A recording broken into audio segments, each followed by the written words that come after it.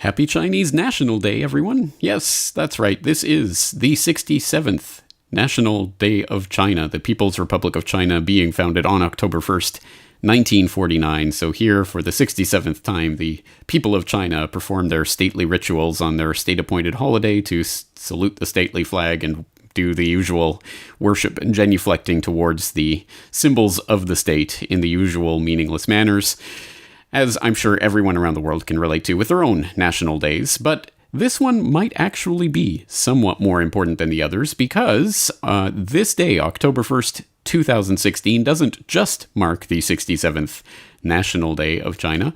It also marks the day that the new SDR basket is launched with the Chinese renminbi, aka the yuan, as part of that valuation basket. Now, for people who have no idea what the special drawing right SDR is, well, you're in luck. I have an article on that subject, Meet the SDR, the Global Reserve Currency, from June of last year. And for people who don't know about the saga of the yuan inclusion in the IMF's SDR basket, I also wrote an article about that last December. The Chinese yuan is now an IMF reserve currency. Here's what it means. So please follow the links in the show notes for this video for both of those articles to get read up on the background of this, but I have just released a brand new article, SDR World Order, that compiles the information about this SDR change that is happening right now and what it really means and what it means potentially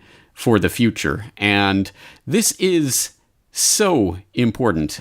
As I was putting this information together for this article, it knocked me from my horse. Once again, I was overwhelmed by the knowledge that this is truly a key building block in the construction of global government. Not the inclusion of the yuan in the SDR valuation basket itself, but also that in connection with a little noticed and far underreported story from last month, actually August now. In historic event, China sells first World Bank issued SDR-denominated bonds in decades. And the settlement of the currency settlement for that was in yuan. It was issued in China by the IBRD, one of the 5 member institutions of the World Bank. So the World Bank is now issuing SDR-denominated bonds in China.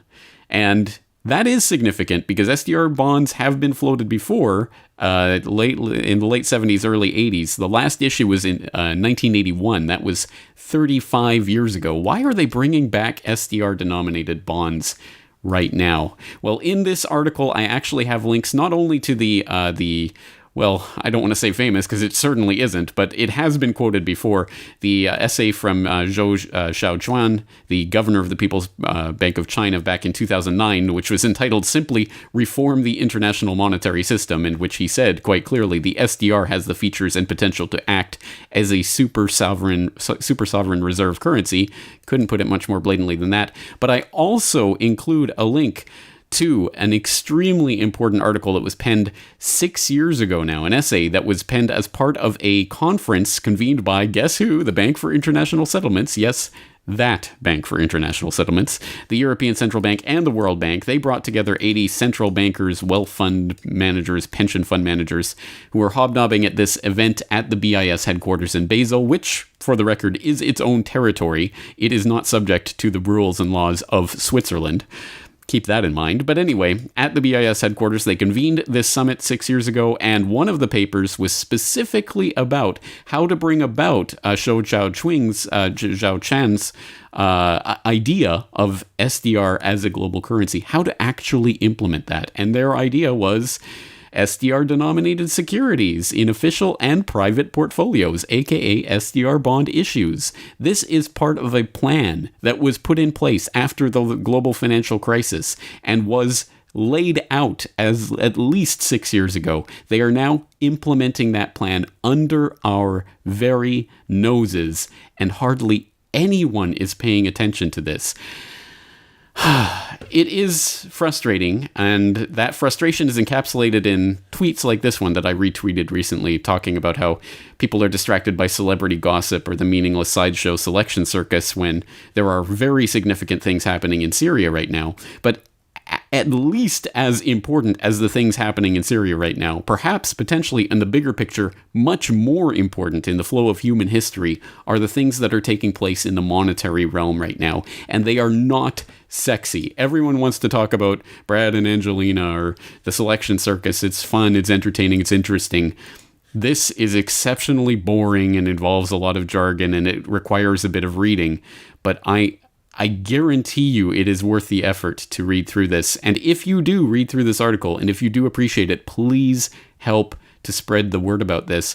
Again, I was struck as I was going through and writing this article, once again, just how integral these moves are to the construction of global government. You need a global tax grid and a global agency of some sort that able to administer a global tax.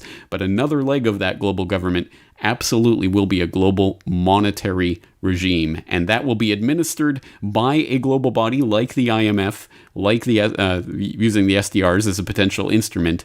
And it will look like your local currency, but it will be administered from behind the scenes by the central bankers.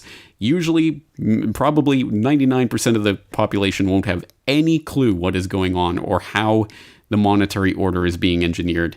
This is truly world historical stuff that's happening right now, and we've seen it happen before. We saw Bretton Woods, and we saw the system that came in.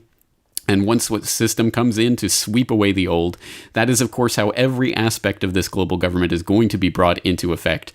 They're going to take the old systems, they're going to take them to a breaking point, and then once that breaking point is reached and there's a crisis, they'll say, hey, look, we have the solution, and here it is. We've seen this before, we'll see it again. It's a time-tested trick, and it can only work if we are ignorant of it and not prepared for their deception and their created crises. So I urge you, please do take a look at this article. Please do spread it to others. This is actually my subscriber editorial, but I'm putting this open to the public this week so that you can. Please help spread this information. I really do think it's important. Anyway, that's going to be it for today. The links to all of this will be in the show notes for this video. Thank you for joining me. I'm hoping to talk to you again real soon.